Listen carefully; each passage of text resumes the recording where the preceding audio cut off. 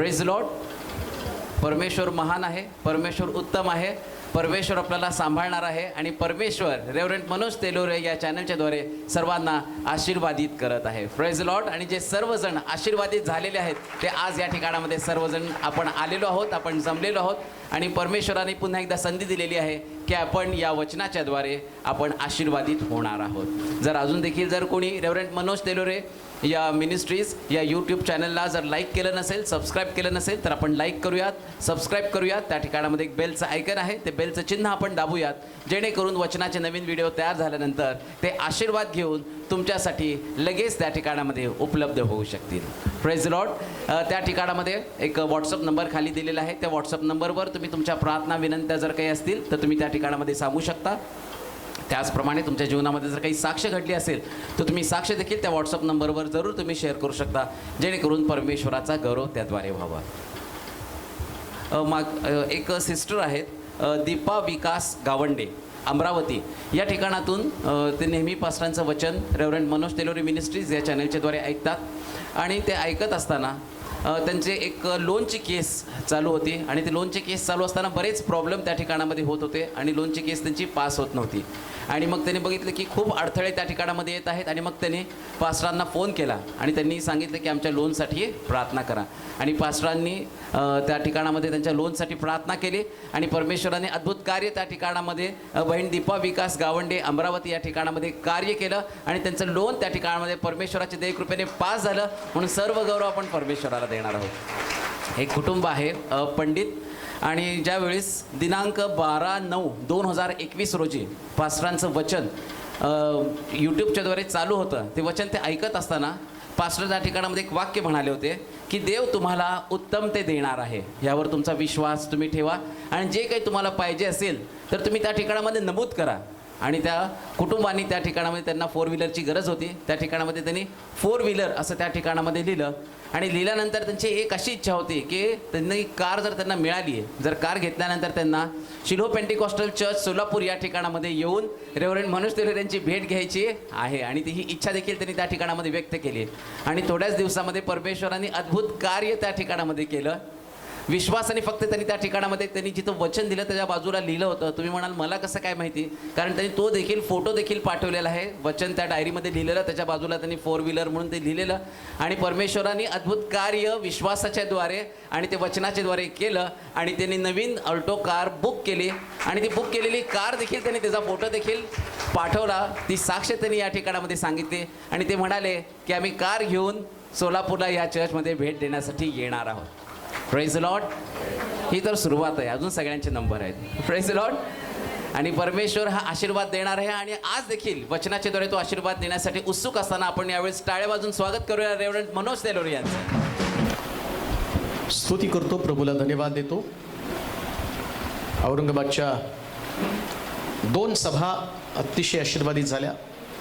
जो उद्देश होता तिथं जाण्याचा तो उद्देश सफल झाला. एक चर्च त्याचं बांधकाम सुरू आणि दुसरं चर्च बांधकाम पूर्णत्वास जाण्यासाठी त्या ठिकाणात गेलो होतो. बांधकाम त्या ठिकाणात चर्च सुरू झालं, परंतु स्लॅबपर्यंत आल्यावर ते थांबलं होतं आणि मग तो लाईट चालू करा तिकडचं. तर मी त्यांना सांगितलं होतं की जास्त इकडं चर्चमध्ये येऊन गेले तेव्हा जेव्हा पण मी शिलोमध्ये येऊन जातो तर जाताना माझ्याकडे एनर्जी घेऊन जात असतो. आणि मग इथून गेल्यावर जाताना त्यांना म्हटलं की घाबरू नका, बिनधास्त चालू करा, पुरवठा देव करतो. आणि त्यांचे पैसे संपले. तर चर्च बांधताना किती अडचणीला तोंड द्यावं लागतं हे मला माहिती आहे. आपण पाहिलं, आपण कसं बांधलं, काय झालं. परंतु जो आपला अनुभव होता, देव बदलत नाही. तो व्यक्ती परत्वे, स्थल परत्वे बदलणारा देव नाही. तो काल आज युगानुयुग एकसारखा आहे. आणि मग त्यांना सांगितलं की बिनधास्त बांधा. मी गेलो त्या ठिकाणी, प्रीचिंग केलं, देवाचं वचन सांगितलं. देवाचं वचन सांगितल्याबरोबर लोकांच्या अंतःकरणात तेवढ्या प्रेरणा झाला की पुष्कळ लोकांनी कानातलं काढून सोनं नाणं दिलं. पुष्कळ लोकांनी हजारो रुपये आणून दिले आणि आता बांधकामाला सुरुवात त्या ठिकाणात झालेली आहे. प्रभू गौरवानं पूर्ण करतो. देवाला कोणतीच गोष्ट कठीण नाही. त्या ठिकाणचे लोक म्हटले की आम्हाला माहित नव्हतं देवाच्या वचनात असं पण असतं. असंही देवाच्या वचनामध्ये आहे. परंतु देवाचं वचन या दिवसामध्ये पुष्कळांच्या जीवनामध्ये उलगडा करत आहे. आमेन. एवढंच नव्हे, पुष्कळ भागामध्ये देव या दिवसात काम करत आहे. इंग्लंडमध्ये 2 छोटी लेकरं कोरोना पॉझिटिव्ह झाली आणि ती सिरियस होती. मग जी यूट्यूबच्या माध्यमातून लोक एकमेकाला संदेश शेअर करतात, तो संदेश त्यांच्याकडे गेला आणि त्यानंतर त्यांनी मला जस्ट कॉल केला की ही लेकरं, त्यांचं ऑक्सिजन लेवल कमी झाली, त्यांना व्हेंटीवरती टाकलेलं आहे. परंतु आम्ही असं ऐकलं की तुम्ही प्रार्थना करता, देव तुमची प्रार्थना ऐकतो. आमेन. म्हणलं देव सगळ्यांचीच ऐकतो, पण तुमचा विश्वास असेल, मी त्या लेकरांसाठी प्रार्थना करावी तर मी नक्की करेल. आणि त्यांच्यासाठी प्रार्थना केली. आठवड्यामध्ये प्रभूनं त्यांना बरं करून घरी पण हालेलुया. पाठवलं. सगळीकडे काम करते बरं का देव, आमेन. अद्भुत रीतीनं काम करत आहे. हालेलुया. आणि ज्या साक्षी या दिवसामध्ये देव घडवत आहे, कधी कधी मला असं वाटलं की साक्षी संपल्या, किती सांगणार, परंतु रोजच ऐकत आहे. रोज रोज रोज चमत्कार देव करत आहे. 8-10 लोकांच्या जीवनामध्ये देव काही ना काहीतरी करत आहे. हालेलुया. प्रभूचं काम शेवटच्या दिवसामध्ये महान रीतीनं होत आहे, अद्भुत रीतीनं. प्रियानो, हालेलुया. तुम्हाला आता सिद्ध व्हायचंय, तुम्हाला तयार व्हायचंय यासाठी की लोकांना नाशातनं काढून देवाच्या मार्गामध्ये त्यांना आमेन. टिकवायचंय. जीवन असं जगा ना की जगताना बरेच लोक तुमच्यावर जगले पाहिजेत. हालेलुया. लक्षात घ्या, असं जगायचं ना माझ्या बरोबर लोक जगायला शिकले पाहिजेत. आमेन. लोकांच्या डोक्यातले मरणाचे विचार निघून गेले पाहिजेत. हालेलुया. कारण मरण हा शाप आहे, पण येशू म्हटला मार्ग, सत्य आणि जीवन मीच आहे. म्हणजे जीवन म्हणजे आशीर्वाद आहे, आणि जर येशू मिळाला तर जीवन मिळतच. आमेन. म्हणून ज्यांच्याकडे येशू आहे ना त्यांनी मरणाच्या गोष्टी नाही करायच्या. हालेलुया. तुमच्याकडे येशू आहे म्हणजे तुमच्याकडे जीवन आहे, आणि ज्याच्याकडे जीवन आहे, ज्याच्याकडे येशू आहे, त्याला आशा आहे. हालेलुया. त्याला आशा आहे. आमेन. हा, प्रश्न येतात जातात. प्रश्न म्हणजे रोजची कुस्ती आहे. हालेलुया. रोजची कुस्ती प्रश्न म्हणजे करावंच लागणार आहे कुस्ती. अशी कोणती प्रार्थना नाही की झटक्यात तुम्ही त्या प्रश्नातनं बाहेर पडणार आहे. चारी बाजूनी तुम्हाला येशूला प्रश्न आले, मग तुम्हाला प्रश्न नसणार आहेत का? येशू म्हटलं माझा शिष्य पाहतो, आत्मनिग्रह करून वधस्तंभ घेऊन माझ्या मागे ये. हालेलुया. वधस्तंभ तर तुम्हाला स्वीकारावा लागणारच आहे. हालेलुया. पण एक गोष्ट निश्चित आहे, तो म्हणतो माझं जू सोयीचं आणि हलकं आहे. आमेन. आमचा खूप भारी आहे वधस्तंभ, येशूचं सोयीचं आणि हलकं आहे. हालेलुया. आणि म्हणून येशूचा जू घेऊन आपल्याला निघायचं आहे. आमेन. आज देवाच्या वचनाकडे जात असताना अनेक लोकांच्या डोक्यामध्ये अनेक प्रश्न आहेत. मी सुद्धा बायबल वाचत असताना त्या प्रश्नांमध्ये अडकलेलो. तो पुष्कळ लोकांनी पण मला प्रश्न केला. एक व्यक्ती मला त्या दिवसामध्ये म्हटला, येशू ख्रिस्त वधस्तंभी जाणार आहे हे ठरलेलं होतं, त्याला एक येशूचा शिष्य धरून देणार होता हे पण ठरलेलं होतं. मग 12 शिष्यांपैकी त्या यहूदाची निवड केली. यहूदावर नाही अन्याय झाला का? अरे बापरे, बरोबर आहे की. म्हटलं यहूदालाच का निवडलं? मग प्रश्न असा उपस्थित होतो की देवाचा न्याय विपरीत आहे का, चुकीचा आहे का? आणि आज त्याच गोष्टीत मी पाहणार आहोत. योबाच्या पुस्तकाच्या 8व्या अध्यायाच्या 3 आणि 4 वचनामध्ये उपदेशाचं टायटल असेल, देव विपरीत न्याय करील का? हा प्रश्न आहे. देव तुमच्या जीवनामध्ये विपरीत न्याय करील का? वाचूया योबाचं पुस्तक आणि त्याचं 8वा अध्याय 3 आणि 4 वचन. देव निर्णय विपरीत करील काय? देव निर्णय विपरीत करील का? जो सर्वसमर्थ, जो सर्वसमर्थ, तो न्यायता विपरीत करील काय? तो न्यायता विपरीत करील काय? प्रश्न काय? देव विपरीत न्याय करील का? आणि आम्ही सगळेजण रोजच्या जीवनामध्ये याच प्रश्नाशी लढत आहोत.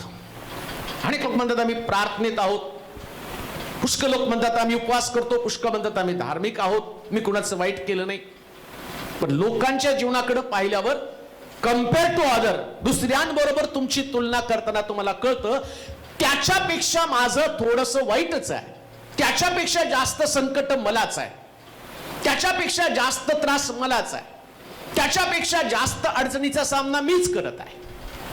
मग माझ्या घरात, माझ्या जीवनामध्ये मी काम करतो त्या ठिकाणामध्ये अशा प्रकारची परिस्थिती जर मी प्रभूवरती विश्वास ठेवत आहे, तर या प्रकारची परिस्थिती माझ्या जीवनामध्ये का निर्माण होती? का माझ्याकडे संकट आहे? का माझ्याकडे आर्थिक अडचणी आहेत? का मी कर्जामध्ये अडकलेला आहे? का माझ्या शरीरातला आजारपण अजून गेलं नाही? का माझ्या घरामध्ये मृत्यू आलेला आहे? का माझे प्रिय लोक मला सोडून गेलेले आहेत? का माझ्या जीवनामध्ये निराशा आहे? का माझा पती, माझी पत्नी, माझी लेकरं मला सोडून गेलेली आहेत? तुम्ही धार्मिक आहात, तुम्ही सात्विक आहात, पण शैतान तुम्हाला एक प्रश्न टाकतो की तुझ्या जीवनामध्ये देवानं चुकीचं केलेलं आहे. इयोब काय म्हणतो? आता इयोबाच्या जीवनातलं जो अनुभव आहे तोच तुमचा आणि माझा अनुभव असणार आहे, वेगळा अनुभव नसणार आहे. आजची गोष्ट मी तुम्हाला सांगणार आहे, देव कधीच विपरीत न्याय करत नाही, आमेन. कधी चुकीचं करत नाही. कारण देव हा परिपूर्ण आहे, आमेन. तो परफेक्ट आहे, हालेलुया. त्याच्यामध्ये दोष नाही, तो पक्षपाती नाही. का तो पक्षपाती नाही? जकर्याच्या पुस्तकामध्ये 9 अध्यायाच्या 9व्या वचनामध्ये काय सांगितले वाचूया. जकर्याचं पुस्तक 9 अध्याय आणि 9 वचन. सियोन कन्ये, सियोन कन्ये, जोराने आनंदाचा गजर कर. जोरानं आनंदाचा गजर कर. यरुशलेम कन्ये, यरुशलेम कन्ये, गजर कर. गजर कर. पहा, पहा, तुझा राजा तुझा राजा तुझकडे येत आहे. तुझ्याकडे येत आहे, तो न्यायी तो न्यायी व यशस्वी आहे. पहा, बायबल सांगतं देव तर न्यायी आहे. आमेन. पण पुष्कळ गोष्टी आम्ही जीवनामध्ये पाहिल्यावर कळतं माझ्यावरती अन्याय झाला. डायलॉग आमचा कायम असतो. चर्चमध्ये, मंडळीमध्ये सुद्धा असताना लोक माझ्यावर अन्याय झाला, कुटुंबात असताना सुद्धा म्हणतात माझ्यावर अन्याय झाला. काम करताना पण तुम्ही म्हणता माझ्यावरती अन्याय झाला, माझ्यामध्ये पक्षपातीपणा झालेला आहे. परंतु बायबल काय सांगतं? ज्या दिवशी प्रभू तुमच्याकडे येतो तो दिवस तुमच्यासाठी कलाटणी देणारा दिवस आहे. आणि तो कलाटणी देणारा दिवस कसा? शास्त्र सांगतो तो न्यायी आहे. मग देवानं तुमचा न्याय करायला पाहिजे. काही गोष्टी तर तुमच्या जीवनामध्ये चुकीच्या घडल्या, हे वास्तव सत्य आहे. तुम्ही नोकरीला गेला त्यास तुमच्याकडे नोकरी नाही लागली, ज्याच्यावर तुम्ही भिस्त ठेवली, तुमचा पती असेल, तुमची पत्नी असेल, ती पत्नी आणि तुम्हाला जग सोडून गेली असेल. पुष्कळांच्या जीवनामध्ये घडलं. बऱ्याच लोकांनी मला प्रार्थना करायला सांगितले. काही लोक वाचले, काहींना जग सोडून जावं लागलं. आणि ज्यांच्या घरातलं प्रिय व्यक्ती जग सोडून गेलं त्यांनी देवाला दोष द्यायला सुरुवात केला. आम्ही एवढ्या प्रार्थना केल्या, मग प्रार्थना का देवाने ऐकलं नाही? आता त्या सगळ्या प्रश्नाची उत्तरं आम्हाला शोधायची. आणि त्यातनं एक गोष्ट तुम्हाला समजणार, वचनात लिहिलं देव न्यायी आहे म्हणजे देव न्यायीच आहे. आमची विचारसरणी जी सैतान आम्हाला दाखवतो ते गोष्टी आम्ही पाहतो. तसं देवानं त्या बागेमध्ये आणि वेगवेगळ्या प्रकारची झाडं लावली होती, सगळी मानवासाठी होती. बऱ्या वाईटाचं पण मानवासाठी होतं, ज्ञानाचं फळ पण मानवासाठी होतं, जीवनाचं फळ पण मानवासाठी होतं. कारण प्रकटीकरणाच्या पुस्तकात म्हटलं की तू जर विजय मिळशील मी तुला जीवनाच्या झाडाचं फळ देईल. म्हणजे देवानं सगळ्या गोष्टी तुमच्यासाठीच निर्माण केलेल्या होत्या. पण लुसिफरला माहितीये की ज्या गोष्टी देवानं निर्माण केल्या त्या गोष्टीमध्ये बुद्धिभेद करावा, त्यांना देवापासून तोडावं, स्वर्ग राज्यापासून तोडावं, आराधनेपासून तोडावं, चर्च पासून तोडावं, उपासनेपासून त्यांना तोडावं. आणि सैतान बुद्धिभेद करतो. लक्षात घ्या, प्रभूनं त्यांना सांगितलं बऱ्या वाईटाचं फळ खाऊ नकोस. का फळ खाऊ नको म्हटलं? मॅच्युरिटी अजून येणं गरजेचं होतं. देव त्याला ते फळ देणार होता. परंतु आताची परिस्थिती आम्ही पाहतो, त्याला माहितीये ज्या दिवशी हा बऱ्या वाईटाचं फळ खाईल त्या दिवशी तो फक्त जीवनामध्ये जे वाईट आहे याच्याबद्दल देवाला दोष देशील, याच्याबद्दल देवाला दोष देईल. आतापर्यंत बागेमध्ये यानं कधी देवाला प्रत्युत्तर केलं नाही.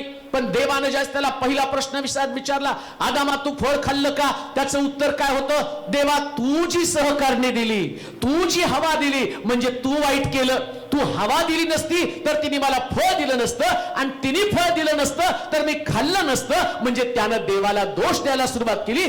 तुझी निर्मिती वाईट आहे, मी तर एकटा चांगला होतो, तूच मला ती सहकार्य आणून दिली, मी काही तुला मागितली नव्हती. म्हणून देव त्याला म्हटला बऱ्या वाईटाचं फळ खाऊ नको.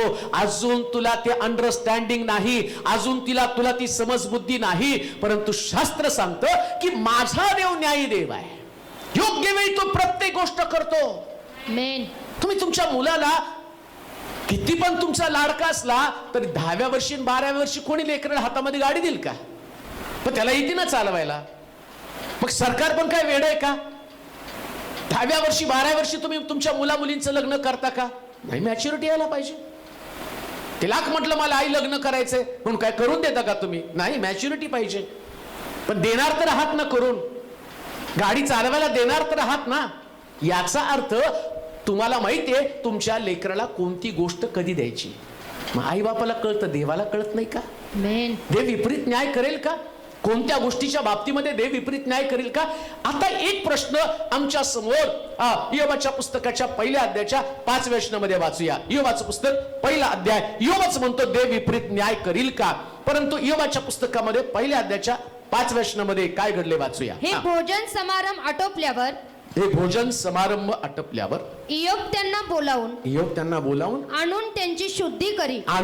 शुद्धी करी. तो प्रातःकाळी उठून तो प्रातःकाळी उठून त्या सर्वांच्या संख्ये इतक्या त्या सर्वांच्या संख्ये इतकी बलींचं हवन करी. हवन करी. कारण तो म्हणे की न जाणो माझ्या पुत्रांनी पाप केले असेल आणि आपल्या मनाने देवाचा अव्हेर केला असेल. असा इयोबाचा नित्यक्रम असेल. आता इथं थोडस थांबूया. शास्त्र सांगतं देवानं इयोबाच्या बाबतीमध्ये या सैतानाला ग्वाही दिली होती. काय ग्वाही होती त्याची?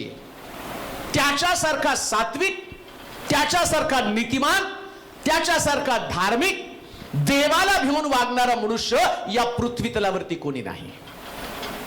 आणि इयोबाचा नित्यक्रम, रोजची दैनंदिनी जीवनातल्या त्याच्या घटना जर तुम्ही पाहिल्या तर दिवसाची सुरुवात करतानाच तो प्रार्थनेनं करणारा व्यक्ती होता. आणि नुसता तो स्वतःसाठी प्रार्थना करत नव्हता, पण त्याच्या मुलांसाठी प्रार्थना करत होता. मग एवढा धार्मिक व्यक्ती, सैतानासाठी चॅलेंज असणारं कुटुंब, नीतिमत्व संपन्न धार्मिक कुटुंब, सगळ्या गोष्टीच्या बाबतीमध्ये देवाला पसंत पडणारं कुटुंब, त्याच्या मुलांसाठी रोज सकाळी उठून प्रार्थना करणारा आणि त्यांच्यासाठी आराधना करणारा, त्यांच्यासाठी बलीचं हवन करणारा इयोब. पण त्याची मुलं मेली का? त्याची प्रार्थना फळाला आली नाही का? मग माझ्या डोक्यामध्ये प्रश्न आला, प्रार्थना करून सुद्धा फायदा नाही. प्रार्थना करून सुद्धा इयोब आपल्या मुलांना वाचवू शकला नाही. प्रार्थना करून सुद्धा इयोबाच्या मुलांचा बचाव झाला नाही. ठीक आहे, देवानं त्याला नंतर मुलं दिली, भारी मुलं दिली, चांगली मुलं दिली, चांगल्या गोष्टी आम्ही पाहतो त्या ठिकाणामध्ये. पण आधीच्या मुलांचं काय? ती मुलं तर मेली. आणि देवाच्या वचनात लिहिलं, इयोब स्वतःच म्हणतोय इयोबाच्या पुस्तकामध्ये, देव विपरीत न्याय करील का? परंतु इथं जर आम्ही पाहिलं तर देवाचा विपरीत न्याय दिसतो.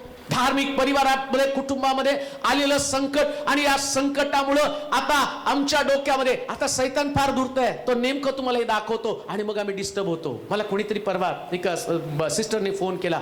ते म्हटले की आम्ही पुणे शहरामध्ये राहायला आहे, मी रोज तुमचं वचन ऐकते आणि तुमचं वचन ऐकल्यानंतर मला 5-10 मिनिट ऐकल्यावर इतका विश्वास वाढतो. वचन संपल्यानंतर 10 मिनिटानं सैतान येतो आणि मला सांगतो, काय प्रार्थना करून फायदा, काय चर्चला जाऊन फायदा, काय तुझ्या आणि विश्वास ठेवून फायदा आहे. आणि अशा प्रकारे मी 5 मिनिटानंतर पुन्हा पापामध्ये पडते. मला यातून बाहेर काढा. त्यांच्यासाठी हा उपदेश आहे, त्या लोकांसाठी हा उपदेश आहे. जे कारण मला फक्त तुम्हाला एकच गोष्ट दाखवून द्यायची, देव विपरीत न्याय कधीच करत नाही. देव चुकीचं कधी करत नाही. एक गोष्ट ध्यानात ठेवा, देवाच्या दृष्टिकोनातनं जितका मी महत्वाचा आहे, जितका इयोब महत्वाचा आहे, जसं देव इयोबाकडे पाहतो तसं देव त्याच्या लेकरांकडे पाहतो. आज जेवढे आई वडील आहेत, जे पती पत्नी आहेत, जे आणि भाऊ बहीण आहेत, मी सगळ्याला आज देवाच्या वचनातनं जागू करू इच्छित आहे. एक गोष्ट ध्यानात ठेवा, देव कधीच विपरीत न्याय करत नाही. जसं इयोब आपल्या मुलांसाठी प्रार्थना करत आहात, जसं इयोब आपल्या कुटुंबासाठी मध्यस्थी करत आहेत, तुम्ही देखील तुमच्या लेकरांसाठी मध्यस्थी करत आहात, तुम्ही तुमच्या कुटुंबासाठी मध्यस्थी करत आहात. परंतु ध्यानात घ्या, सावधानतेचा इशारा तुम्हाला, योबाची प्रार्थना त्याच्या लेकरांना काही काळ सुरक्षा प्रदान करू शकली. परंतु योब ज्या पद्धतीने म्हणतो, त्याने वाक्य काय बोलला, न जाणो माझ्या मुलांनी काही चुकीचं केलं असेल देवाच्या विरोधामध्ये. काय लिहिलं, काय वाक्य योबाचं, न जाणो माझ्या पुत्रांनी, न जाणो माझ्या पुत्रांनी पाप केले असेल, पाप केलं असेल आणि आपल्या मनानं देवाचा अव्हेर केला असेल, देवाचा अव्हेर केला असेल. असा इयोबाचा नित्यक्रम असेल. योबाला सारखी भीती वाटायची. आणि मला असं वाटतं आई वडिलांपेक्षा मुलांना जास्त कोणीच नाही ओळखू शकत. त्यांचे स्वभाव त्यांना माहिती आहे. नीतिमान योब, त्याच्या संबंधानं देवानं खात्री दिली. पण योबाच्या बाबतीमध्ये तो जितका धार्मिक आहे, त्याच्या लेकरांच्या बाबतीमध्ये त्याला थोडासा डाऊट होता. काय डाऊट होता, न जाणो माझ्या मुलांनी पाप केलं असेल आणि देवाचा अव्हेर केला असेल. अजून एक वचन वाचा म्हणजे तुम्हाला समजेल. इयोब 3:25, इयोबाच्या पुस्तकाच्या 3ऱ्या अध्यायाच्या 25व्या वचनामध्ये काय म्हणतो इयोब, जो त्याचा नित्यक्रम का प्रार्थना करत होता, का रोज सकाळी आपल्या लेकरांचं शुद्धीकरण करत होता, का सकाळी त्यांच्यासाठी होम करत होता, काय त्याचं कारण होतं, वाचूया. मला कशाचीही भीती मला वाटली, कशाची पण भीती वाटली तर तेच मजवर येते. तेच माझ्यावर येतं. आता इयोबाला कशाची भीती वाटत होती, माझी लेकरं पाप करतील का, माझी लेकरं देवाचा अव्हेर करतील का. म्हणून बायबल म्हणतं देव विपरीत न्याय करील का.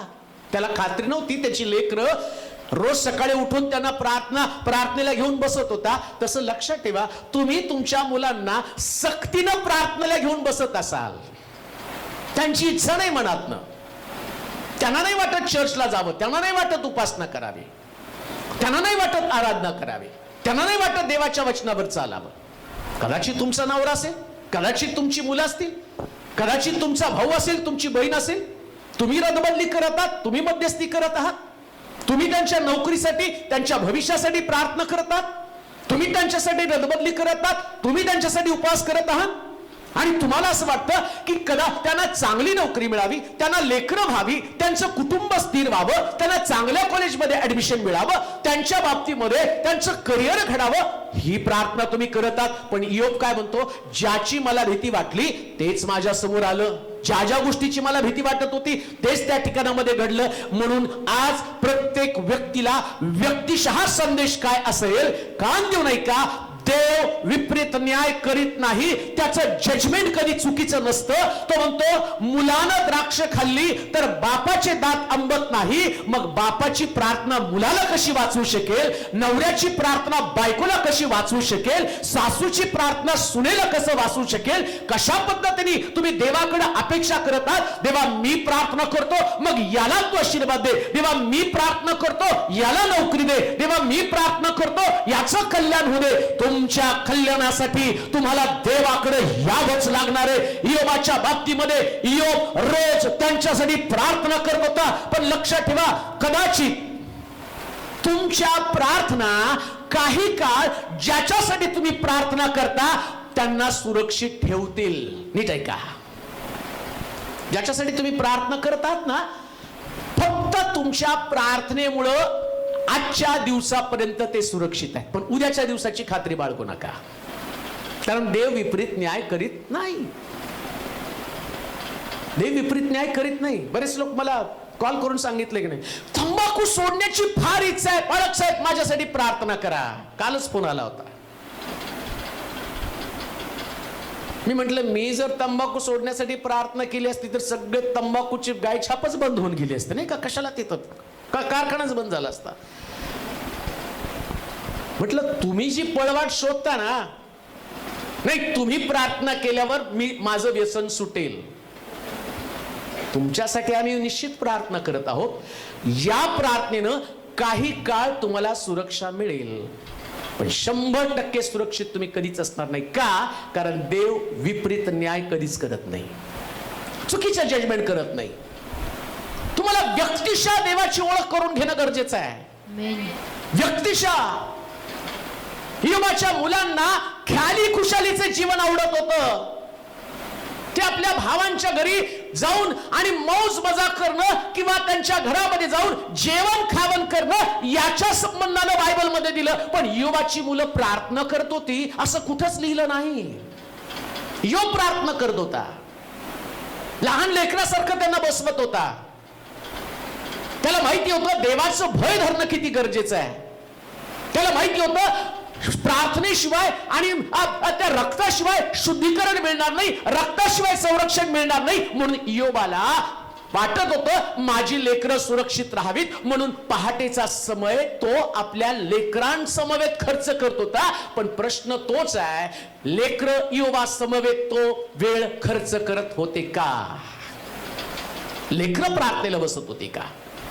त्या लेकरांच्या मनामध्ये या प्रकारची भावना आहे का? आज जे तुम्ही देवाच्या मंदिरात आहात, माझा प्रश्न तुम्हाला तोच आहे, तुम्ही आला का तुम्हाला कोणी आणलं? देवाच्या मंदिरात तुम्ही आहात. बऱ्याच वेळा लेकरं देवाच्या मंदिरात असतात, पण ते देव समर्पित नसतात. ते मोबाईलकडे जास्त अट्रॅक्ट असतात, ते जगाकडे जास्त अट्रॅक्ट असतात आणि प्रार्थनेला बसायचं म्हणून बसतात. मला त्यांच्यासाठी धोक्याचा इशारा, योबाची मुलं वाचू शकली नाही, मग तुम्ही कसे वाचाल? कसं तुमचा बचाव होईल? कसं तुम्हाला वाटतं की तुम्ही सुरक्षित राहाल? बायबल सांगतं एका क्षणामध्ये न्याय फिरला, एका क्षणामध्ये न्याय फिरला. ज्याची योबाला भीती वाटत होती, नेमकं तीच गोष्ट त्याच्या बाबतीमध्ये घडली, तीच गोष्ट लेकरांच्या बाबतीमध्ये घडली. आमच्याही जीवनामध्ये तसं वाटतं. असं का घडलं? त्याचं उत्तर देवानं त्याच्या कर्माचं प्रतिफळ त्याला दिलं, तुमच्या कर्माचं नाही. तुमच्या प्रार्थनेतला तो दोष नाही, तुमच्या प्रार्थनेमध्ये ती चूक नाही. पण ज्या चुकीच्या मार्गानं योबाची लेकरं गेली, कदाचित आमची लेकरं पण त्या मार्गानं जातील. पण तुमची भावना काय असली पाहिजे माहिती का? देवानं दिलं, देवानं नेलं, धन्य त्याचं नाव. देवानं दिलं, देवानं नेलं, धन्य त्याचं नाव. तुमची देवाशी असणारी अटॅचमेंट कधीच आणि कधीच कमी होऊ देऊ नका. आमेन. कारण देव विपरीत न्याय कधीच करत नाही. हालेलुया. देव चुकीचं कधी करत नाही. आमेन. तुमच्या जीवनात, तुमच्या कुटुंबात, तुमच्या लेकरांच्या बाबतीमध्ये तुम्हाला रोज त्यांना शिकवता आलं पाहिजे. त्यांच्यासाठी प्रार्थना करा, ते कर्तव्य आहे तुमचं. पण त्यांच्यासाठी प्रार्थना करताना देवाशी तुमची जवळीक तुटता कामा नये. हे का घडलं? देवानं असं का केलं? देव माझ्या बाबतीमध्ये असा कठोर का झाला? परमेश्वरानं माझ्या बाबतीमध्ये हे का घडू दिलं? या गोष्टीनं कदाचित तुम्ही डिस्टर्ब व्हाल, तुम्ही खिन्न व्हाल, तुम्ही कष्टी व्हाल, पण तिथून उत्तर तुमच्याकडे आलं पाहिजे, माझा देव कधीच विपरीत न्याय करत नाही, माझा देव कधी चुकीचा नाही. लक्षात घ्या, जर चुकीचं घडलं तर त्यानं देवाला दोष नाही दिला. तो म्हणतो मला जन्म घालणाऱ्या मातेचं गर्भाशय शापित असो. त्याला म्हणते आई चुकली, मी नाही, देव नाही चुकला. देवानं बरोबर माझ्या बाबतीमध्ये केलेलं आहे. देव जे करतो ते आमच्या बाबतीमध्ये. म्हणून तुमच्या प्रार्थना कोणते, आता काय घडलं माहिती का? हे असं घडल्याबरोबर योबाच्या प्रार्थना बंद झाल्या. पुरावा काय तुम्ही म्हणाल? तुम्हाला काय वाटतं? योबाच्या पुस्तकात सगळीकडे देवानं दिलं, देवानं नेलं, धन्य त्याचं नाव, एवढंच लिहिलं का हो? योब चेंज होत होता, देवाला दोष देत होता. मग त्याचे मित्र यायचे, मित्र त्याला सांगायचे तसं नाहीये, देव चुकीचा नाही, त्याला सांगत होते, त्याला सांत्वन देत होते. मग ही सगळी परिस्थिती योबावर ओढवल्यावर आता योबाच्या प्रार्थना बंद झाल्या. मग योब संकटातच राहिला, योब त्रासामध्ये राहिला. आणि ज्यावेळेस योबाचं पुस्तक संपायला येतं, 42 अध्याय त्याच्या एंडला येतो, त्यास असं लिहिलं, योबाने आपल्या मित्रांसाठी प्रार्थना केली आणि परमेश्वरानं त्याला आशीर्वाद दिला. लक्षात घ्या, देव कधी चुकीचा नसतो. तुम्ही चुकला तर देव तुमच्या चुकीची दुरुस्ती करून पुन्हा तुम्हाला प्रार्थनेमध्ये आणतो आणि गतवैभव तुम्हाला प्राप्त करून देतो. एक गोष्ट ध्यानात ठेवा, परिस्थितीचं आकलन करत बसू नका, विश्लेषण करत बसू नका. काही परिस्थिती असली तरी आम्हाला देवाबरोबरच चालायचं, कारण देव न्यायी आहे, देव यशस्वी आहे. तो आमच्या बाबतीमध्ये नेमकं चांगलं करणारे. कोणी तुमच्या संगती असो अथवा नसो, योबाची लेकरं त्याच्या संगती नव्हती, त्याची पत्नी त्याच्या संगती नव्हती. त्याची पत्नी अपेक्षा काय करत होती? सात्विकपणा सोडा, प्रार्थना सोडा, देवाला दोष द्या, धार्मिकता सोडा, मरून जा. लक्षात घ्या, सात्विक मनुष्याला जगवणारं जगामध्ये कोणी नसतं, पण सात्विक मनुष्याला देव कधीच मरू देत नाही. लोकांचे शब्द तुमच्यासाठी असेल, तुम्ही मरावं, पण परमेश्वर जिवंत ठेवून लोकांसमोर तुम्हाला उभं करेल आणि दाखवेल, मी न्याय आहे, मी दिलं आणि काढून घेतलं आणि मी पुन्हा दिलं. ते देत असताना योबाचं पुस्तक संपतं आणि त्या संपता काय म्हटलं? त्याच्यासारखे सुंदर मुली भूतलावर तिथं अस्तित्वात नव्हत्या. ज्या जिव्हा त्याला दोष देत होत्या, आता देवानं त्याचा न्याय केला. काय न्याय सांगितला? तेच लोक म्हणत होते, योबाच्या मुलींसारख्या सुंदर मुली जगामध्ये कोणता नाही. कसं म्हणू शकता देव विपरीत न्याय करेल? कसं म्हणू शकता देव चुकीचा न्याय करेल? कान देऊ नये का? माझा देव हा विपरीत न्याय कधीच करत नाही. बिलगुन रहा, मजबूत रहा, खंबीरपणे देवाच्या मार्गामध्ये चालत रहा. आज जी परिस्थिती आहे, भविष्य नक्कीच त्याच्याबरोबर चालल्यावर चांगलंच असणार आहे, चांगलंच असणार आहे. आत्ताच्या परिस्थितीचं आणि कोणत्याही परिस्थितीमध्ये त्याच्या विश्लेषण करू नका आणि त्याच्यावर विश्वास ठेवूच नका. सैतान तुम्हाला परिस्थितीवर विश्वास ठेवायला लावतो. आता बघ ना तुझं काय आहे, त्याला हसून सांगायचं, आज जे मी आहे ते नाही, कारण माझं जीवन योबासारखंच देव बदलून टाकणार. देव विपरीत न्याय करणार नाही. त्याच्यातच चाला. आज योबाकडे आजारपण आहे, फोडानं शरीर भरलेलं आहे. आज त्याची पत्नी त्याला दोष देत आहे. एक दिवस असा आला, जी पत्नी त्याला दोष देत होती, त्याच पत्नीच्या उदरातनं बालक आले.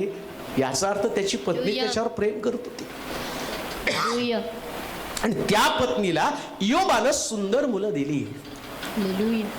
देव तुम्हाला असं उभं करेल. जे लोक तुमच्यावर टीका करतात ना, त्यांनाच तुम्ही सुंदर आशीर्वाद देणार आहात. म्हणजे सुंदर आशीर्वाद देणार आहे. आता नका विचार करू आता काय तुमच्याकडे आहे. आता नका विचार करू तुमची लेकरं मेलीत. आता नका विचार करू तुमची संपत्ती काढून गेलेली आहे. आता तुमच्याकडे नोकरी नाही, आता तुमच्याकडे आर्थिक प्रश्न आहेत, तुम्ही कर्जबाजारी आहात. मग याच्यासाठी तुम्ही देवाच्या मार्गात चालण्याचं बंद करत आहात का?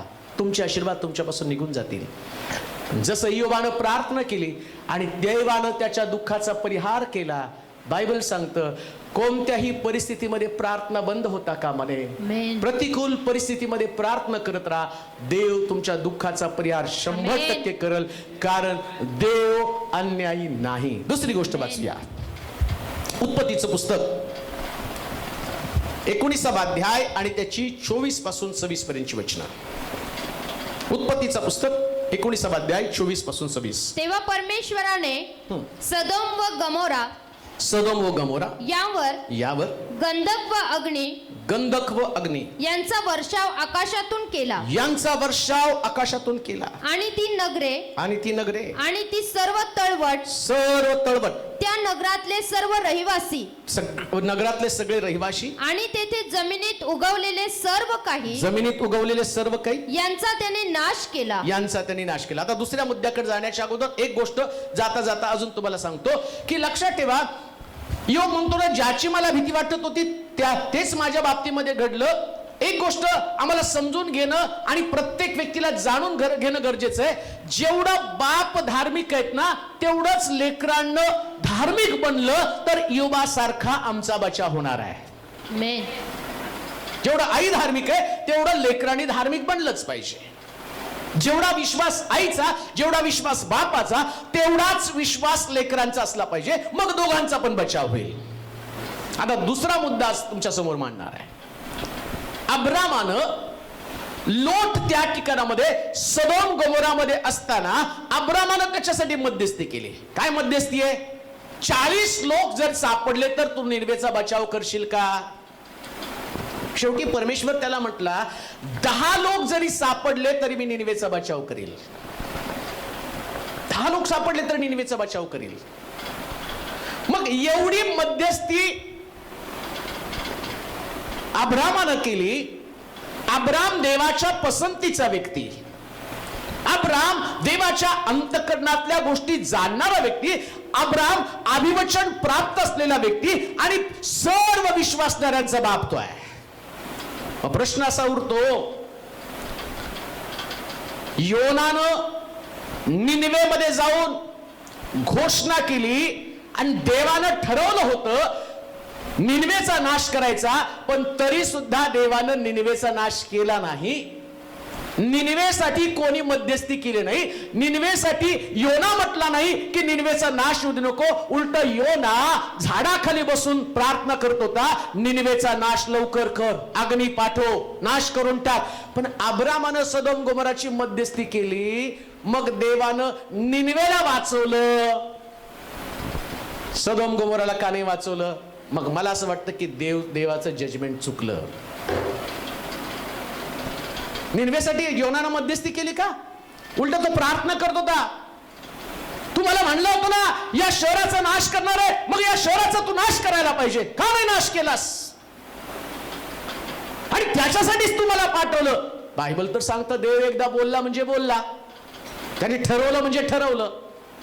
सदोम गोमोरचा नाश करायचं त्यानं ठरवलं आणि ते घडवलं. पण मग सदोम गोमोराचा नाश नाही झाला, सदोम गोमोरचा नाश झाला, मग निनिवेला पण मारलं पाहिजे होतं. निनिवेचं पण पाप देवापर्यंत गेलेलं होतं आणि निनिवेचं पाप देवापर्यंत गेल्यामुळेच तो म्हटला, योनाला म्हटला, अग्नी आणि गंधकाच्या द्वारे मी निनिवेचा नाश करणार आहे. मग का नाही देवानं नाश केला? का त्या बिचाऱ्या योनाला विनाकारण माशाच्या पोटातनं पुन्हा निनिवे बिचारा एकतर जात पण नव्हता. अब्राम तर त्या ठिकाणामध्ये गेला पण नाही. त्यानं आपल्या घरामध्ये गुडघे टेकले, देवाजवळ रदबदली केली आणि म्हटलं की त्या शहराला वाचव, माझा पुतण्या त्या ठिकाणामध्ये. मग देवानं त्याला वाचवलं नाही, त्या पुतण्याला वाचवलं, पण त्याची बायको तर गेली ना. आणि निनिवेमध्ये सगळे लोक वाचले, प्राणी पशु पक्षी वाचले. आणि इकडे अब्राम मध्यस्थी करून देवाचा मित्र, अब्रामा संबंधानं म्हटलं अब्राम देवाचा मित्र आहे, मग मित्रासाठी एवढं करू शकत नाही का? मित्राचं कुटुंब स्थिर करू शकत नाही का? का देवानं या अब्रामाच्या बाबतीमध्ये अशा प्रकारचा निर्णय घेतला? देव विपरीत न्याय करील का? कारण वाचूया उत्पत्तीच्या पुस्तकामध्ये आणि त्याचा 18वा अध्याय 20 आणि 21 वचन वाचा. उत्पत्ती 18वा अध्याय 20 आणि 21 वचन. मग परमेश्वर म्हणाला, सदोम व गमोरा याच्या विषयीची ओरड फारच झाली आहे व खरोखर त्यांचे पाप फार भारी आहे. म्हणून त्याच्याविषयीची जी ओरड माझ्या कानी आली आहे, तशीच त्यांची करणी आहे की काय हे पहावयास मी खाली जातो. देवानं पाहिलं की जे पापाची ओरड कांदे नाही का, तुमचं कुटुंब, तुमचं चर्च, तुमचं शहर, याच्यासाठी मध्यस्थी करणारे लोक किती पण असू द्या. लाख तुम्ही तुमच्या शहरासाठी मध्यस्थी करत असाल, लाख तुमच्या मंडळीसाठी, तुमच्या परिवारासाठी तुम्ही मध्यस्थी करत असाल, बायबल सांगतं पाप हे नेहमी देवाजवळ ओरड करत जातं. मग ती कुठली मंडळी असो, मग कुठला परिवार असो, मग कुठलं घर असो, कुठलं चर्च असो, कुठलं शहर असो, कुठला देश असो, पाप कधी स्वस्थ बसत नाही. पाप हे नेहमी ओरड करतं आणि या पापाला प्रतिबंध करणारे लोक त्या ठिकाणामध्ये नव्हते. या पापाबद्दल खंत वाटणारे, वाईट वाटणारे लोक कुठे त्या ठिकाणात नव्हते. निनिवेमध्ये पण सगळे पाप करणारे लोक होते. निनिवेमध्ये देखील याच प्रकारचे लोक होते, त्यांना देखील पाप. आणि या लोकांचं पाप किती भारी होतं माहिती का तुम्हाला? या लोकांमध्ये मला वाटतं 19 अध्याय 5 ते 9 पर्यंतची वचनं वाचा बरं. का निनिवेचा नाश केला आणि सदोम गोमोराचा नाश केला आणि निनिवेला का वाचवलं, त्याच्या संबंधाने आम्ही पाहत आहोत. ते लोटास हाक मारून म्हणाले, आज रात्री तुझ्याकडे आलेले पुरुष कोठे आहेत? त्यांना बाहेर आण, म्हणजे आम्ही त्यांच्याशी समागम करू. तेव्हा लोट दाराशी त्याचकडे गेला व त्याने आपल्या आपल्या मागून दार लावून घेतलं. तो म्हणाला बांधव हो असले दुष्कर्म करू नका. हे पहा माझ्या 2 मुली आहेत. त्यांनी अद्यापी पुरुष पाहिला नाही. मी त्यांना तुम्हाकडे आणू काय? तुमच्या मर्जीस येईल तसं त्याशी वर्तन करा. पण या पुरुषास काही करू नका. काय? हा, 4थं वचन वाचा बरं आता. ते निजण्यापूर्वी त्या नगराच्या माणसांनी म्हणजे सदोमाची माणसे तरुणापासून ते म्हाताऱ्यापर्यंत सगळ्या लोकांनी चोहोकडून येऊन त्या घराला पाप करणारे, एकमेकांसमोर पाप करणारे, तरुणापासून म्हाताऱ्यापर्यंत प्रत्येक व्यक्तीची बुद्धी भ्रष्ट झाली. कधी कधी घरामध्ये वडील लोक आणि मुलं एकत्र बसून दारू पिऊ लागले, एकत्र बसून व्यभिचार करू लागले, एकत्र बसून शिवीगाळ करू लागले. मग निनिवेचा नाही बचाव झाला, सदोम गोमोराचा नाही बचाव झाला, तुमच्या परिवाराचा बचाव कसा होईल? मग तुमच्या परिवारासाठी कोणी पण प्रार्थना करू द्या. अजून एक गोष्ट मी तुम्हाला सांगतो. वचनदत्त देशाकडे अब्रामाला हाक मारल्यावर हा जो योनाचा पुतण्या लोट आहे, तो लोट सुद्धा अब्रामा बरोबर निघालेला आहे. म्हणजे देवाच्या वचनावर अब्राम चालला आणि देवाच्या वचनावर लोट पण चालला. अब्रामाला देवाचं वचन माहिती आहे, अभिवचन माहिती आहे, आणि अब्राम निघाला म्हणून लोट पण त्याच्या मागे निघाला. निघाय का बरं का? बायबल जर समजलं ना, तुमच्या बऱ्याच प्रश्नाची उत्तरं तुम्हाला मिळणार आहेत. याचा अर्थ लोट पण धार्मिक आहे, त्याला अब्राम कुठं चालला हे ठाऊक आहे, देवाचं वचन माहिती आहे, तो वचनावर चालला म्हणजे लोट पण वचनावर चालला. प्रॉब्लेम काय झाला? लोट वचनावर चालून सदोम गोमोरामध्ये राहिला. आता सदोम गोमोरामध्ये राहिल्यावर निनवेचा नाश का झाला नाही आणि सदोम गोमोराचा नाश का झाला याच्याविषयी मी तुम्हाला सांगत आहे. माझा मुद्दा काय? देव कोणत्याही परिस्थितीमध्ये विपरीत न्याय करत नाही, चुकीचा न्याय करत नाही. मग आम्ही पाहतो इथं या ठिकाणात न्याय का झाला, इथं कारण आम्हाला पाहायला मिळतं. ज्यावेळेस निनवेचे लोक, सदोम गोमोराचे लोक लोटाकडे आल्यावर त्याच्या घरामध्ये देवाचे दूत होते आणि देवाच्या दूतांबरोबर तरुणांपासून वृद्धांपर्यंत प्रत्येक व्यक्तीनं दूतांबरोबर व्यभिचार. काय भ्रष्ट झाली त्यांची बुद्धी, काय त्याची मती आणि भ्रष्ट होऊन गेली. त्यांना व्यभिचाराशिवाय दुसरं काही सुचत नाही, पापाशिवाय त्यांना दुसरं काही सुचत नाही. आणि लोटाचा डायलॉग काय माहिती का? काय लोट म्हटलं त्यांना? बंधुजनो. काय शब्द आहे त्याने वापरला? बांधव हो. लोटाचे बांधव कोण आहेत? व्यभिचारी. लोट धार्मिक आहे, लोट अब्रामाचा पुतण्या आहे. जसं अब्रामानं वचनदत्त देश सोडला तसं लोटानं पण तो देश सोडलेला आहे. त्याच्याबरोबर चालणारा व्यक्ती आहे, त्याला देवाची ओळख आहे, त्याला माहिती आहे अब्रामाचा देव आणि त्या देवाच्या शब्दावरती माझा काका चाललाय, माझे अंकल त्याच्यावरती चाललेले आहेत. आणि आता प्रॉब्लेम काय झाला? जिथे लोट राहिला त्यानं नातं कुणाबरोबर निर्माण केलं? व्यभिचारी, पापी लोक, देवाच्या वचनाच्या विरोधात वागणारे लोक. नीतिमान लोक आम्ही पाहतो तो त्या ठिकाणात, तुम्ही म्हणाल कशावरून नीतिमान म्हणता, तो तर सदोम गोमोरात राहिला. पुरावा परत देतो मी तुम्हाला. तेच देवानं सांगितलं ना, अब्रामानं मध्यस्थी केला, तो म्हटला काळजी करू नको तुझ्या पुतण्याची आणि मी बचाव करतो. त्यास त्या लोटाला त्यांनी बाहेर काढलं, लोटाने विश्वास ठेवला आणि सदोम गोमोरातनं बाहेर आला. म्हणजे तो नीतिमान होता, देवाच्या वचनावर त्यानं विश्वास ठेवला. त्याच्या पत्नीनं मागं वळून पाहिलं, वचनावर विश्वास नाही ठेवला, होती धार्मिक, काही काळ चालली आणि मागं वळून बघितलं. मग बायबल पण काय सांगतं? नांगराला हात घालून जो मागे पाहतो तो माझ्या योग्यतेचा नाही. तुम्ही धार्मिकतेमध्ये टिकून राहण्याच्या योग्यतेचे नाही. आता स्टोरी तुम्हाला सांगतो. मग हे सगळं तिथं चालू आहे. हे लोक अशा स्वरूपाचे आहेत, नीट आहे का? बरं, घरामध्ये कोण आहे? देवाचे दूत. ते काही साधी माणसं नाही, यांच्यामध्ये अचाट अलौकिक अशा प्रकारची शक्ती आहे.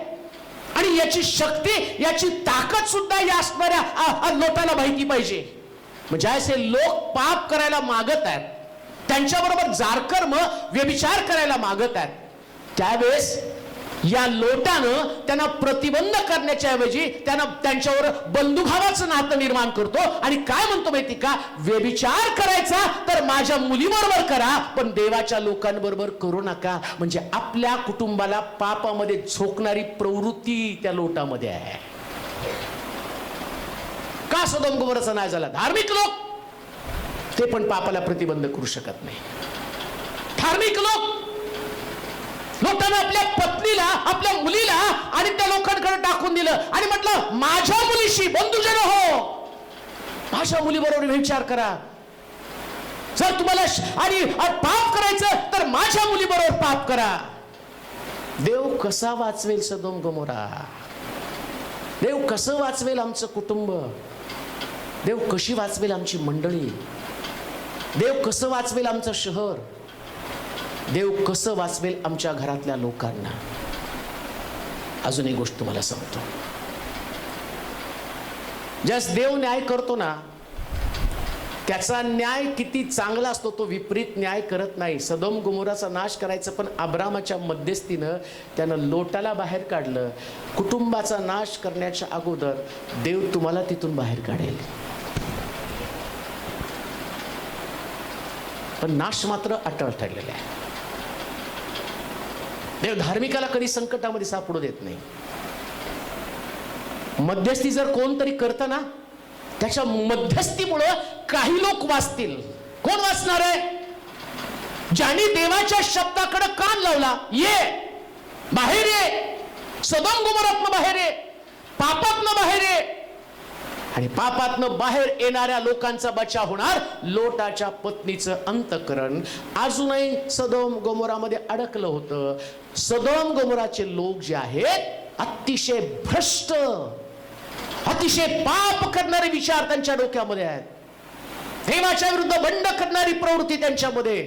रात्रंदिवस फक्त पाप पाप पाप आणि पापच डोक्यामध्ये. कान देऊ नये का?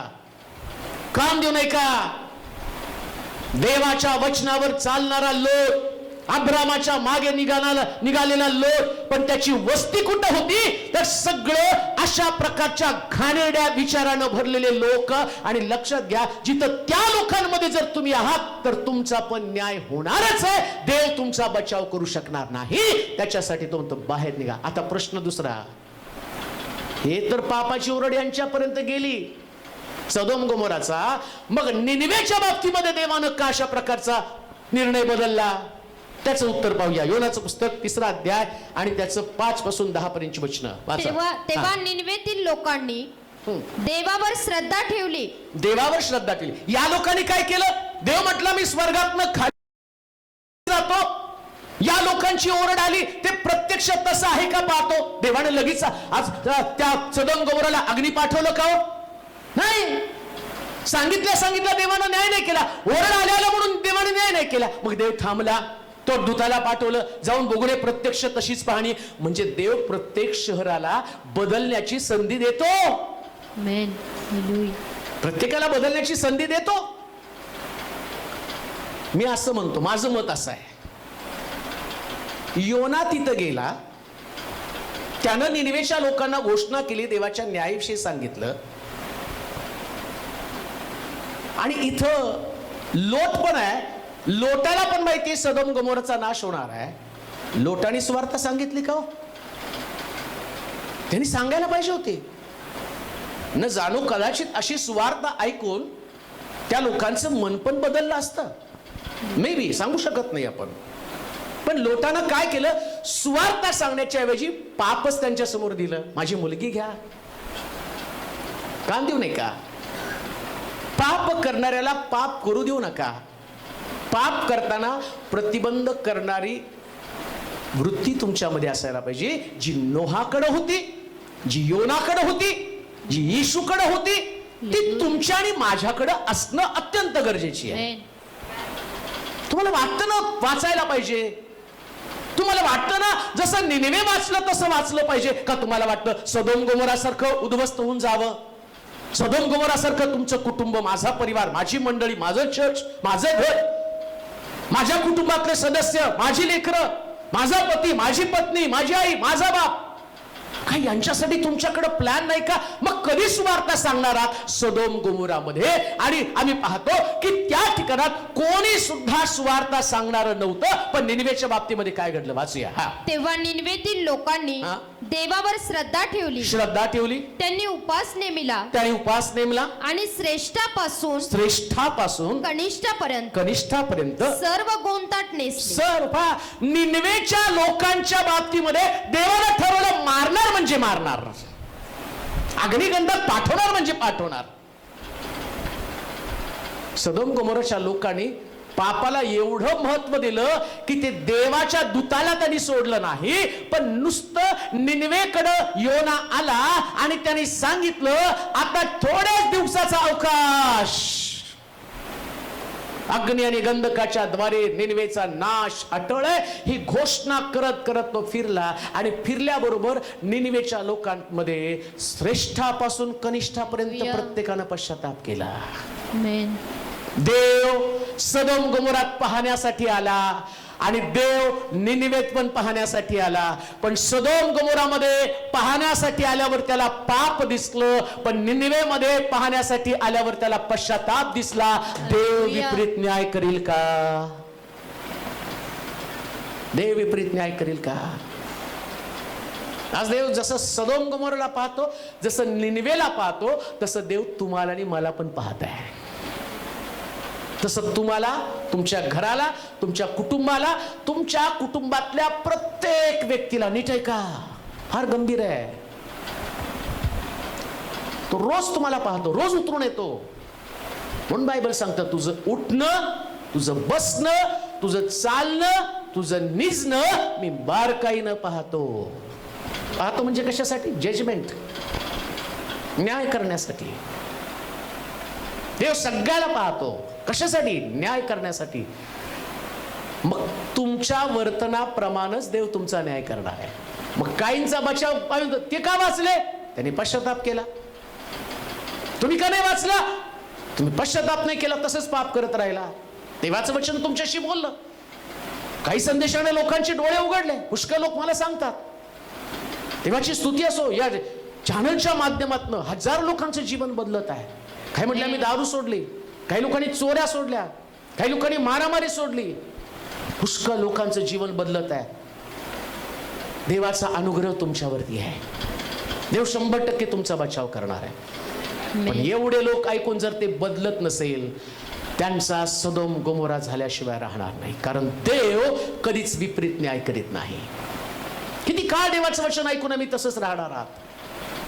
किती काळ आम्ही आमचं जीवन तसंच ठेवणार आहे? एवढा हट्टीपणा जो निनिवेच्या सदोम गोमोरच्या लोकांमध्ये होता. त्यांनी देवाचे दूत आले तरी सुद्धा त्यांची पर्वा केली नाही.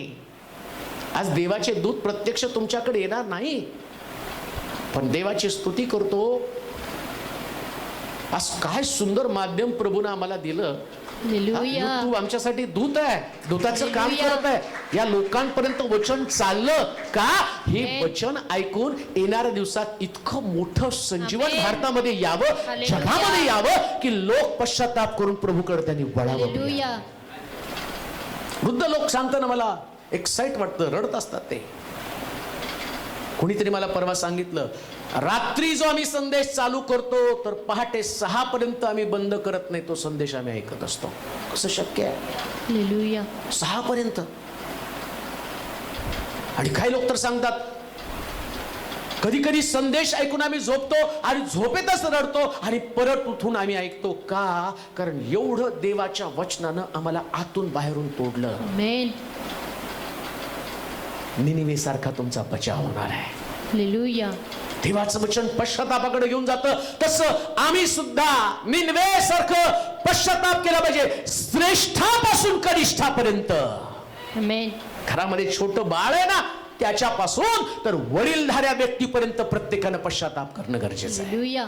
मग देव बचाव करतो. तो विपरीत न्याय करत नाही, तो कधीच विपरीत न्याय करत नाही. मग त्याने दाखवलं या निनिवेच्या सदोम गोमोरातल्या लोकांनी, त्या ठिकाणात फक्त थोड्याच लोकांनी लोटाला बाहेर पडायचं होतं. लोटाचं कुटुंब पण नाही बाहेर आलं, बायको तिथंच राहिली. निनिवेचा बचाव का केला? श्रेष्ठापासून कनिष्ठापर्यंत प्रत्येकानं पश्चाताप केला. सदोम गोमोराचा बचाव का नाही झाला? फक्त योना, त्याची मुलं, त्याच्या सुना निघाल्या, बायको निघाल्या तयार नाही. मग देव म्हटला होऊ दे मिठाचा खांब. देव विपरीत न्याय करत नाही. असं नाही की राहा तू योना तिथं, मी तुझ्यामुळे या लोकांना वाचवतो. ज्याला वाचवायचं तेवढ्याला बाहेर काढलं, बाकीच्याला ठोस. मरा तुम्ही. मला तुम्हाला किती दिवस वचन सांगायचं? मरा. किती दिवस तुमच्याकडं देवाचं वचन येणार आहे? देव विपरीत न्याय करील का? त्यानंतर अजून वाचा थोडस, मग पुढे जाऊया. तेव्हा निनवेतील लोकांनी देवावर श्रद्धा ठेवली. त्यांनी उपास नेमला आणि श्रेष्ठापासून कनिष्ठापर्यंत सर्व गोंताट नेसले. सगळ्यांनी गोंताट नेसलं. निनवेच्या राजास हे वर्तमान समजलं. तेव्हा तो आपल्या आसनावरून उठला व आपल्या अंगातला झगा काढून गोंताट नेसलं राखेत बसला. त्याने जाहीरनामा काढून आपला व सरदारांचा असा ठराव निनवेवर प्रसिद्ध केला की कोणी माणसाने, पशुने, गुराढोरांनी व शेरडा मेंढरांनी काही चाखू नये, खाऊ नये, पिऊ नये, तर मनुष्याने व पशुने. का निनवेचा बचाव केला? तिथले पशु पक्षी प्राणी सगळे उपाशी राहिले. पाप केलं या लोकांनी, पण पशु पक्ष्यांनी सुद्धा पश्चाताप केला. म्हणून देवानं निनवेचा बचाव केला. देव कधी सुद्धा विपरीत न्याय करत नाही. आणि इकडं एक सुद्धा व्यक्ती पश्चाताप करायला तयार नाही. या लोटाच्या कुटुंबातले सुद्धा लोक पश्चाताप करायला तयार नाही. त्याची बायको कुठं निघते? त्याची बायको अजून पण तिचं लक्ष सदोम गोमोराकडे माग वळून पाहती. माग वळून पाहू नका. अजून एक गोष्ट मी तुम्हाला सांगतो. योनाची इच्छा होती सदोम गोमोराचा नाश व्हावा. नीट आहे का बरं का? अब्रामाची इच्छा होती, योनाची इच्छा होती त्या निनवेचा नाश व्हावा, आणि अब्रामाची इच्छा होती सदोम गोमोराचा बचाव व्हावा. अब्रामाची इच्छा होती सदोम गोमोराचा बचाव व्हावा, आणि योनाची इच्छा होती निनवेचा नाश व्हावा. घडलं उलट. मग तुमच्यासाठी आनंदाची बातमी कोणती माहिती का? कोणाच्या मध्यस्थीने तुमचा नाश होणार नाही, आणि कोणाच्या मध्यस्थीने तुमचा बचाव पण होणार नाही प्रियांनो. ती तुम्हाला देवाचा अनुग्रहच लागणार. का? कारण देव न्यायी आहे. न्याय म्हणजे पाहतो खाली उतरला. देव खाली उतरला. देव तुमच्या कुटुंबात उतरणार आहे. आज देव तुमच्यामध्ये उतरलाय, तुमच्या बाजूला आहे. किती लोकांनी प्रबोधन घेतलं बघितलं. बाकीच्यांनी का नाही घेतलं हे पण बघितलं. मग तो तुम्ही विपरीत न्याय करील का? मी विपरीत न्याय करील का? हे रक्त तुम्हाला वाचवतं. ही भाकर तुम्हाला संरक्षण देते. हे रक्त तुमच्या कुटुंबाला वाचवतं. मग तुमचा निर्णय किती महत्वाचा असतो ना. कोरोनामध्ये आम्ही जिवंत आहोत. तुमचे शेजारी गेले, कित्येकांची फुफ्फुस निकामी झाले. काही लोक साथीच्या रोगानं अजून त्यांना सोडलं नाही. तुम्ही देवाच्या मंदिरात त्याची उपासना करत आहात. पण किती काळ देव न्याय आवरून धरणार आहे? देव विपरीत न्याय करत नाही.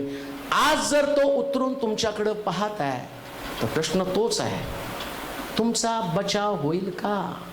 तिसरी गोष्ट वाचूया. लुकाचा शुभवर्तमान 22 अध्याय 22 वचन. लुकाचा शुभवर्तमान 22 अध्याय 22 वचन. पटकन वाचा. पटपट वाचा म्हणजे आपल्याला संपवता येईल.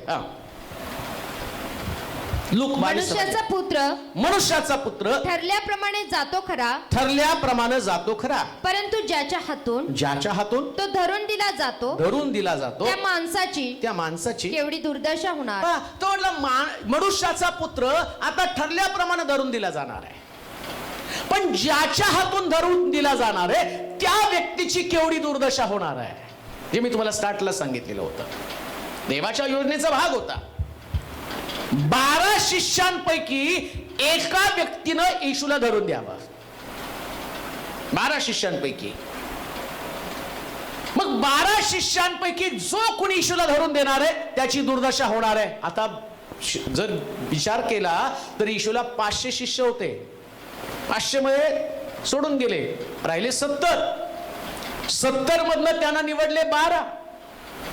आणि या 12 मध्ये एक जण त्याला धरून देणार, आणि जो धरून देईल तो, आणि त्याची दुर्दशा होणार. पण तू देवाचा प्लॅन होता त्याच्यातलं एकानं धरून द्यावं. आता विचार करा, एवढे सगळे शिष्य आहे, जवळचे लोक आहेत.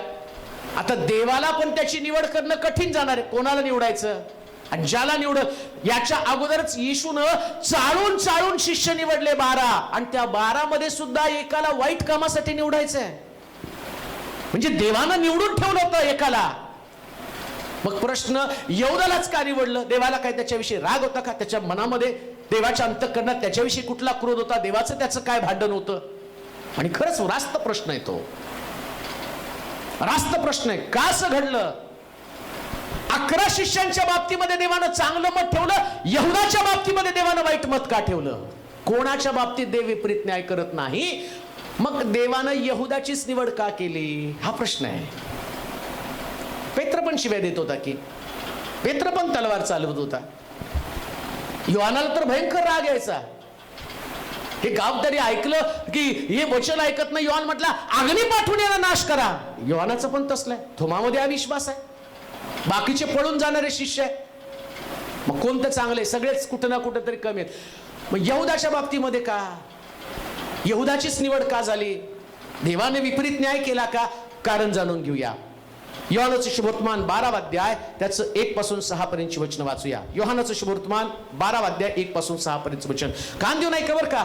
कसलं देव, तुम्हाला देव न्याय, चुकीचा न्याय करत नाही हे पक्कच होऊन जाणार आहे. आणि मग तुम्ही तुमच्या जीवनाकडे पाहण्याचा तुमचा दृष्टिकोन बदलेल. वाचा. हा. मग येशू वलांडणाच्या पूर्वी 6 दिवस बेथानीस आला. 6 दिवस बेथानीस आला. ज्या लाजराला येशूनं मेलेल्यातून उठवले होते, तो तेथे होता. म्हणून त्यांनी तेथे त्याच्यासाठी जेवणावळ केली. तेव्हा मार्था वाढीत होती आणि लाजर त्याच्या पंक्तीत बसणाऱ्यांपैकी एक होता. तेव्हा मरियेने अर्धा शेर शुद्ध जटामांसीचं मौल्यवान सुगंधी तेल घेऊन येशूच्या चरणास लावलं आणि आपल्या केसांनी त्याचे चरण पुसलं. तेव्हा त्या सुगंधी तेलाच्या वासानं घर भरून गेलं. मग त्याच्या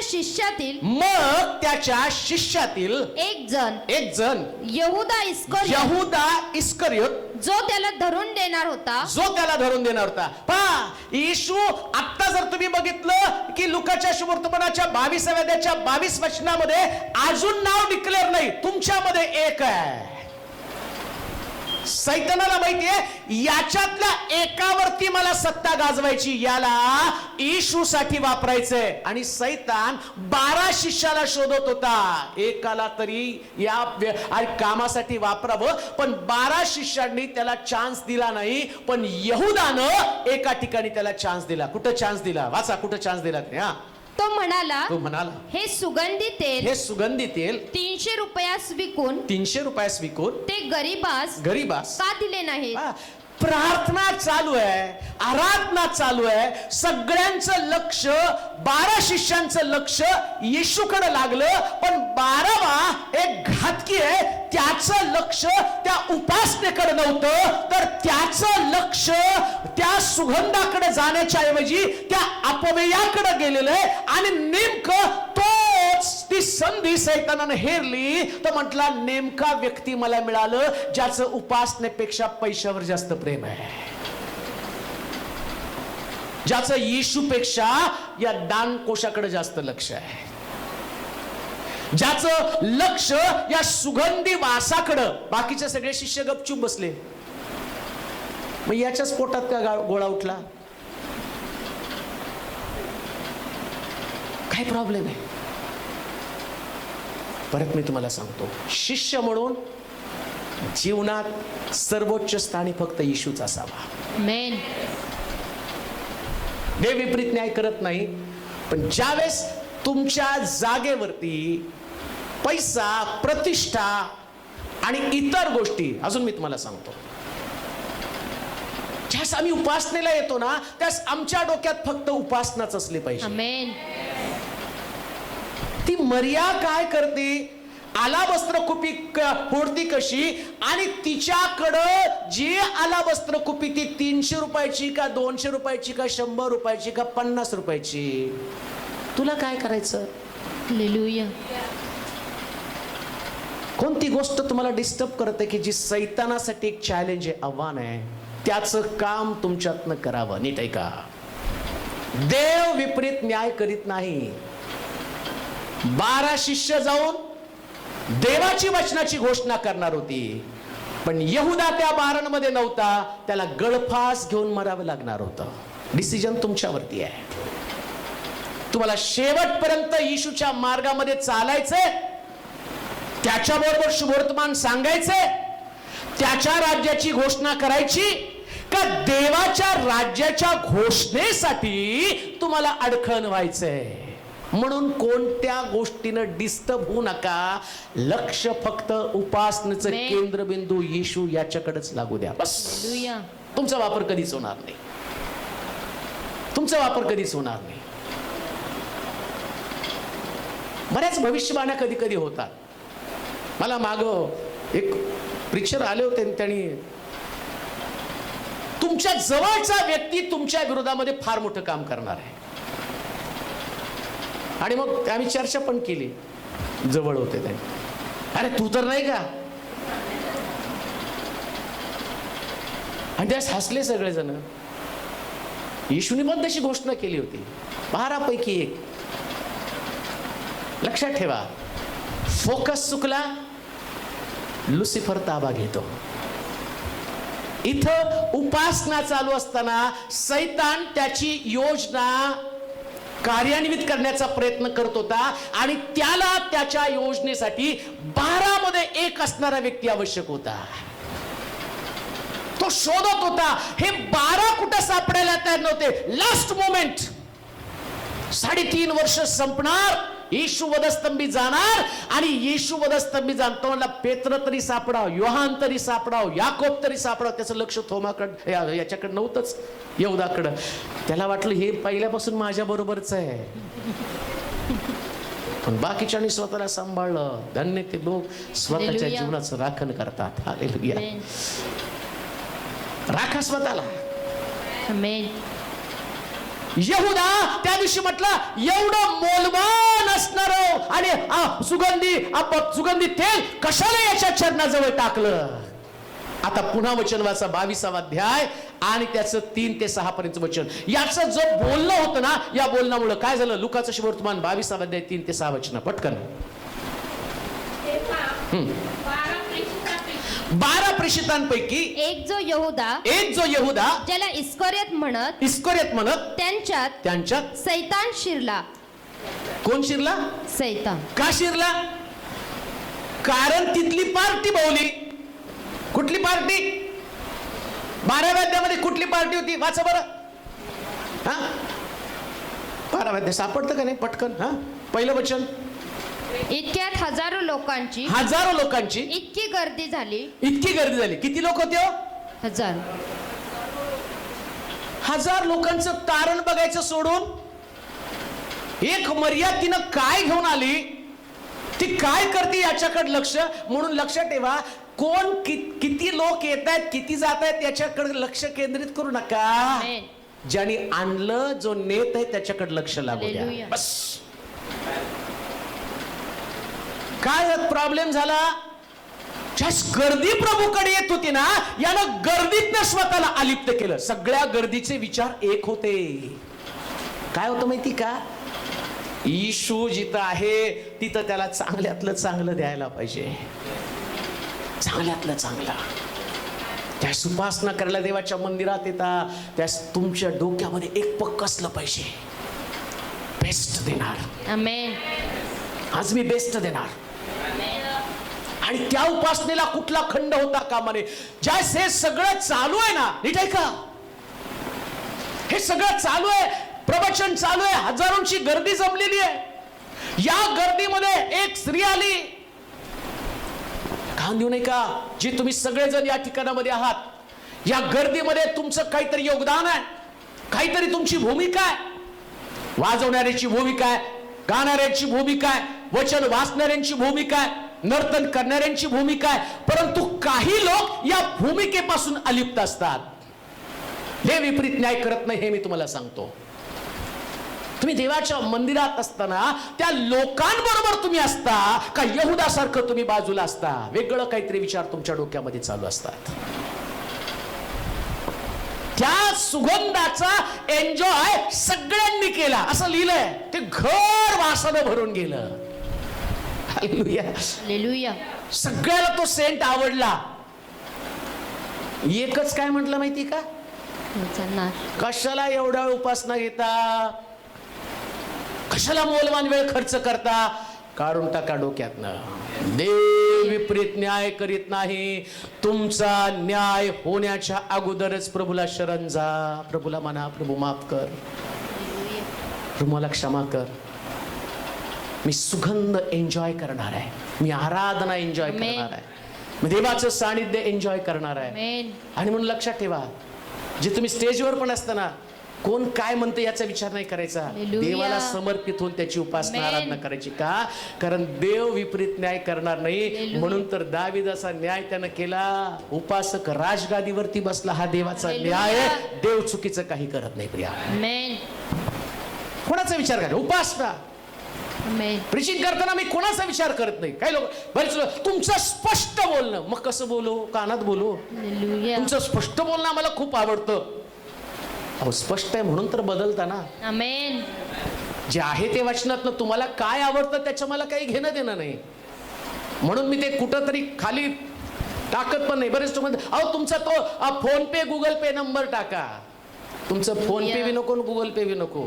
जे आहे ते स्पष्ट घ्या, जीवन बदलून टाका. आमेन. हे फुकट आहे वचन. परवा कोणीतरी मला फोन केला मीटिंगसाठी. पहिले तुमची अमाऊंट सांगा म्हणले किती. काय देवाच्या वचनाची किंमत करणार आहे? फुकट मिळालं फुकट देईल. माझी मंडळी मला समर्थपणे सगळ्या गोष्टी करण्यासाठी आहे.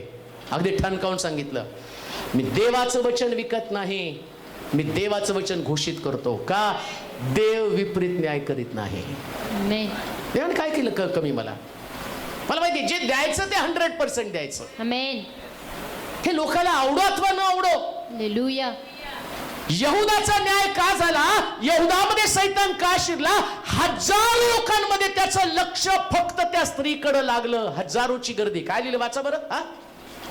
मग त्यांच्यातील शिष्यातील एक जण यहुदा इस्करियोत, जो त्याला धरून देणार होता, तो म्हणाला हे सुगंधी तेल 300 रुपयास विकून 300 रुपयाला विकून ते गरीबास का दिले नाहीत? पण त्याचं कारण पण लिहिलं. गरीबास का दिलं नाही? त्याला गरिबांची काळजी होती असं म्हणून तो म्हणाला असं नाही, तर तो चोर असून. काय हो?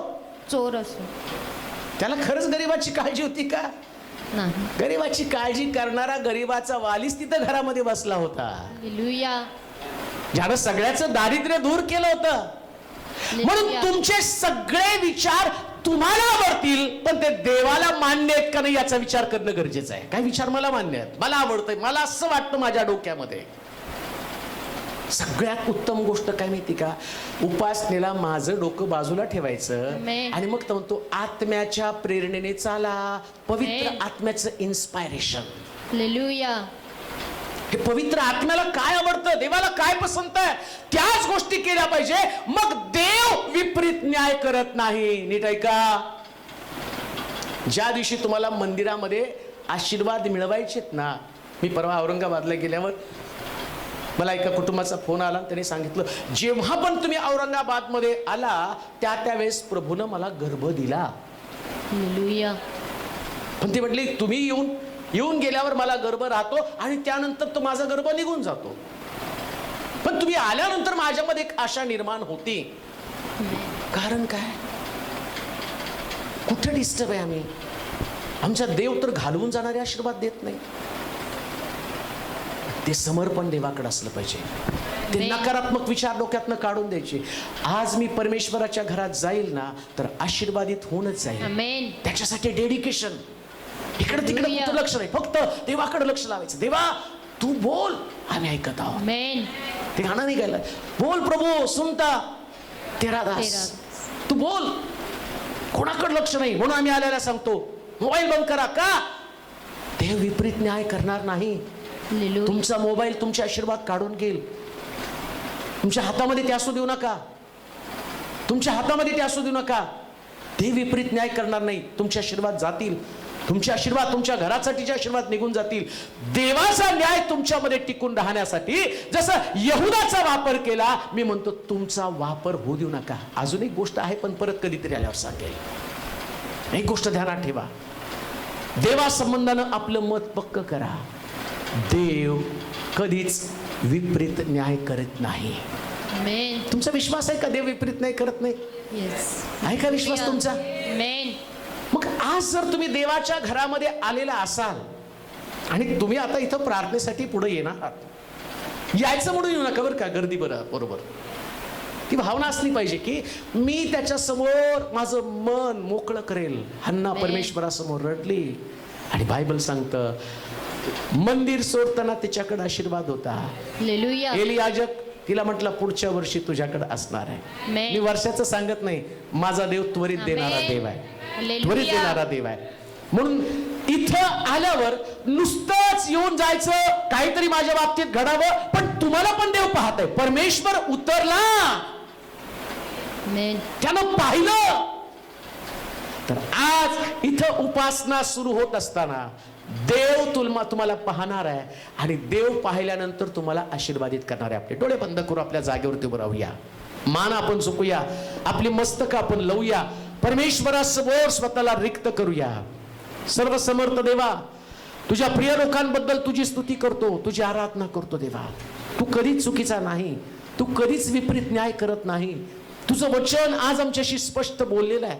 आम्हाला स्वतःच्या आत्मिक जीवनाची किती काळजी करायला पाहिजे, आम्ही स्वतःला किती सांभाळलं पाहिजे. प्रभूजी एवढे वर्ष येहुदा 500 मधनं त्याची निवड झाली, परंतु त्याची निवड आणि त्याचं वर्तन याच्यामध्ये जी तफावत आहे, याच्यामुळे लुसिफरनं त्याचा ताबा घेतला. जो मला धरून देणार आहे त्याची किती दुरावस्था होईल, त्याची केवढी दुर्दशा होईल. 12 मध्ये ज्याने खरंच हा अनुभव घेतला त्याचं किती वाईट झालं. प्रभू आज आम्ही स्वतःला तपासत आहोत. आमचं वाईट होण्याचं कारण तो मला समजावून सांगितलेलं आहे. अशा कोणत्या गोष्टी आमच्यामध्ये ज्या तुला पसंत नाही. जी उपासना करत असताना, तुझ्या घरामध्ये येत असताना तुझ्या लोकांना बदलून टाक प्रभूजी. प्रार्थना करतो प्रभू, ऐकणारे जे लोक हजारो किलोमीटर लांब आहेत, कर्नाटकमध्ये, गुजरातमध्ये, राजस्थान, मध्य प्रदेश आणि काही लोक तर परदेशामध्ये तुझं वचन ऐकत आहे. वेगवेगळ्या शहरांमध्ये, वेगवेगळ्या आणि देशांमध्ये तुझं वचन ऐकत आहे. अशा लोकांसाठी प्रार्थना करतो, युट्यूबच्या माध्यमातून तुझं सत्य वचन त्यांच्यापर्यंत पोहोचू दे. देवाला दोष देण्याच्या ऐवजी स्वतःमधल्या चुका शोधाव्या आणि म्हणावं देव विपरीत न्याय करत नाही. प्रभू या लोकांना तुझ्या स्वाधीन करत आहे. ज्या अडचणीमध्ये, समस्येमध्ये आहेत, ज्यांच्याकडे प्रश्न आहेत, त्या सगळ्यांचे प्रश्न सुटले जाऊ दे माझ्या राजा. आणि साक्ष घडू दे की देवानं आमच्यासाठी महत्कृत्य केलेलं आहे. तुला धन्यवाद देतो, तुझी स्तुती करत, तुला गौरव देत. येशूच्या नावात ही प्रार्थना विनवणी केली म्हणून तो ऐक. आमेन. आता देवबापाची प्रीती, प्रभू येशू ख्रिस्ताची कृपा, पवित्र आत्म्याची सहभागिता तुम्हा सर्वांबरोबर आता आणि सदा सर्व काळ असो. आमेन.